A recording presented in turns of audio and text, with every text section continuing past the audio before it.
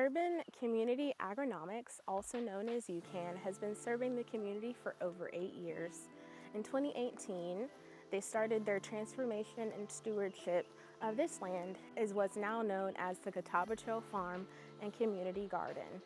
They use their natural resources to encourage a connection to agriculture, food safety, and leadership development. Please help me welcome our co-founder and executive director, Ms. Delphine Sellers.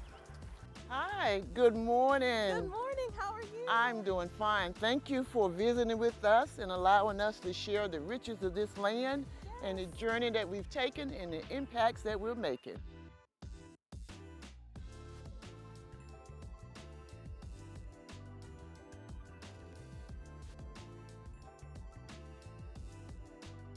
Tell me a little bit about how UCAN got started. Well, UCAN got started from a dream.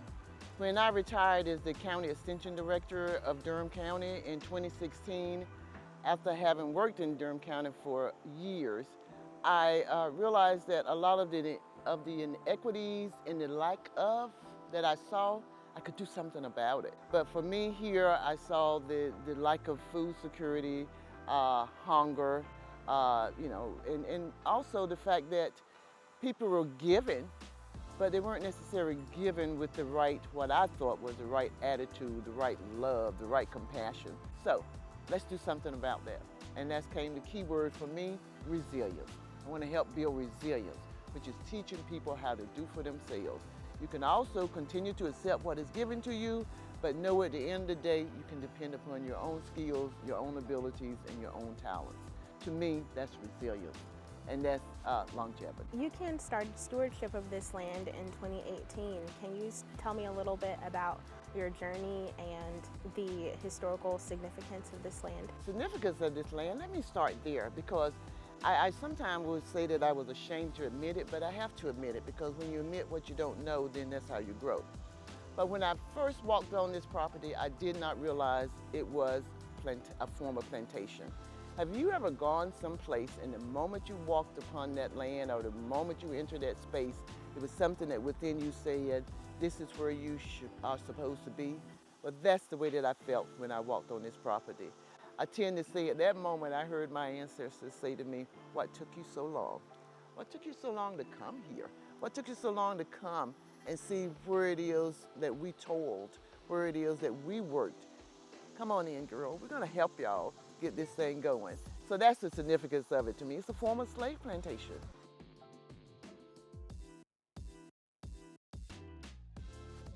So tell me about your first project. Okay, well, our first project, which I am so proud of, was the creation of this beautiful community garden. This is a 47 raised bed community garden. Actually, it's more than that, but I always say 47 raised bed community garden. And for the third year in a row, the beds are all being manned by community people. I mean, residents, yes. And we actually have a waiting list. You know, those are things that we dreamed about when we first started, was to have a garden that is completely managed by residents of the community. Actually, in 2022, because we have no place now to grow vegetables, we acquired a high tunnel. A high tunnel allows us to grow year-round, and it also allows us to grow a different variety of vegetables that we would not normally grow here. So in essence, with the high tunnel, you don't have to worry about the frost. So you can start early with vegetables and, like I said, grow some things that you normally wouldn't grow out here. Like we recently planted ginger and turmeric. Well, you know, and we have another garden here too. We have our youth garden. Our youth garden is strictly for youth. I call it an outdoor classroom. What we do is we're teaching youth to grow vegetables, to man them. Okay. Yes. The youth garden collects education, science, math, all of the engineering. And I always like to point out, for example, here, we have square foot gardening. If you actually take your garden bed and you divide it into square feet, you can grow more vegetables. We're teaching composting. You can produce your own rich soil. You don't have to buy it. Next one is the actual greenhouse, youth greenhouse. And what we're going to be doing there, because we actually got the funds now, is to build smaller beds, and we can work with more youth But the key about this is they can learn to grow their own, grow seedlings, Yes. okay? So that we don't have to go and buy plants from the area plant producers. And you know that your plants are grown and created in an organic manner. You know there are no pesticides sprayed on them. You know where your seeds come from, all of those things. So we do some seed harvesting as well. So this is our small horticultural garden, okay? So all that says is it is a no-till kind of garden. And what we do is actually we plant melons here, some additional fruit trees. The peach tree on the end is full of peaches. I love it, can't wait for them to come to harvest. Even the pears, but peaches are my favorite. But you have fig trees. And this past year, someone gave us banana trees. Now my neighbor, I'm digressing, but my neighbor has a banana tree and it actually produced bananas. So when someone said, I have a banana plant to give you, do you want it? It was like, yes, let's see if we can grow bananas as well. And then one of the gardeners actually bought us a lemon tree. So we can't wait to plant our lemon tree in the greenhouse. So that's what you do. You introduce things that are different, that you think you cannot grow here, because we need to know that there's a lot that we can do. This is our second year that we've harvest honey. I gotta share it with you. It is absolutely delicious. However, because of our success at this point, we've increased the number of hives that we have now from 3 to 7, and the goal is to actually increase them to 10. And we are now restarting or reinvigorating our apiary program. We'll be working with youth and adults to teach them more about our wonderful pollinators called bees. Amazing. So it sounds like UCAN is working towards sustainability through agriculture.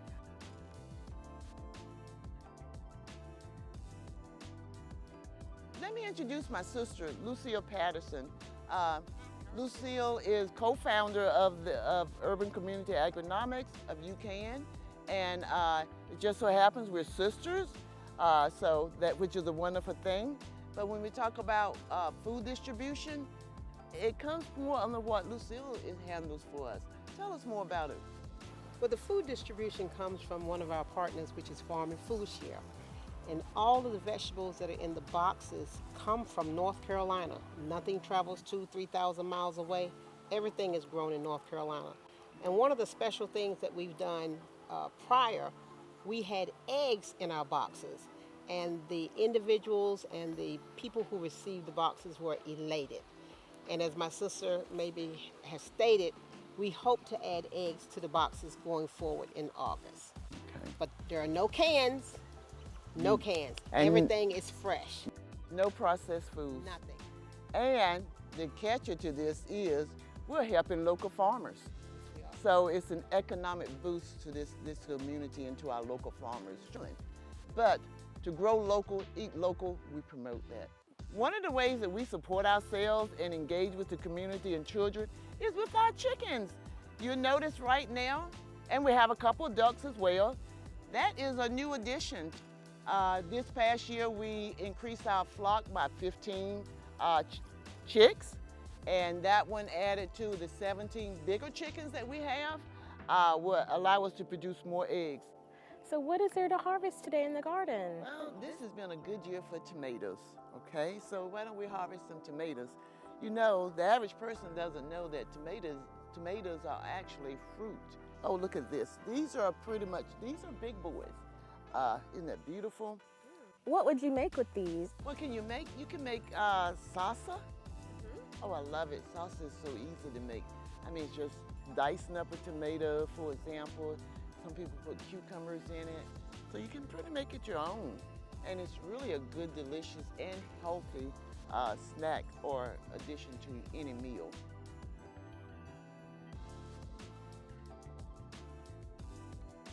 All right, now I'm here with Justin, our Associate Director of UCAN, and he's going to tell us about the Build Black program and how they're giving historic buildings new meaning. First of all, thank you for making this opportunity happen by being here and allowing us to be able to share some things that are near and dear to our heart.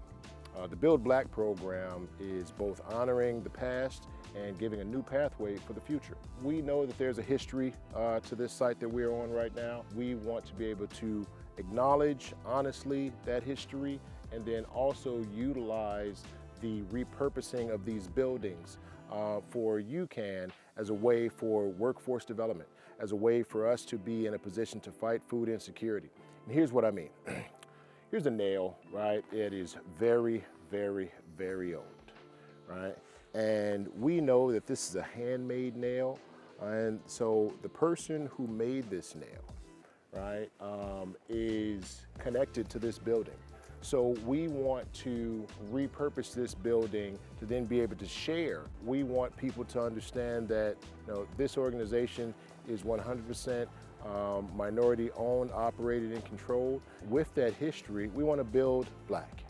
This is the right building here, and its purpose will be our welcome center.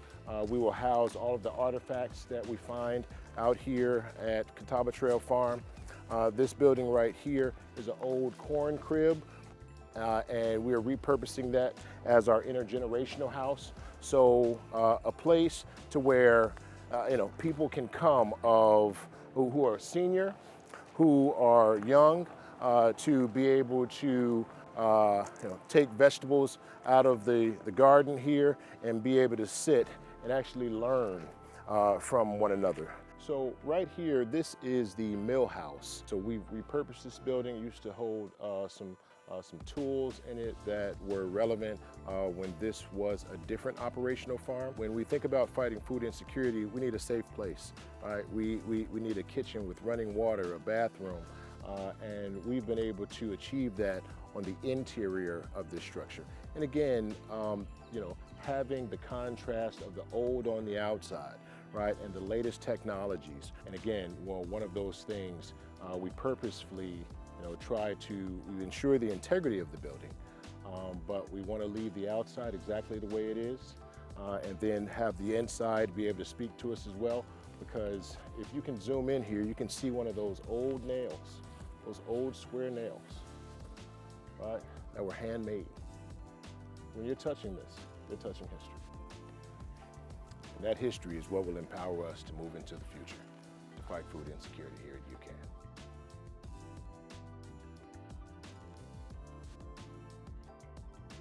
So where can the community support UCAN? You can support us via our website. We're very active on social media. We have Facebook, we have Instagram, but it all is UCAN, UCAN.today. Well, thank you so much, Ms. Delphine, for having us here at UCAN. This has been another vlog from Garden to Kitchen. Stay Po Fit!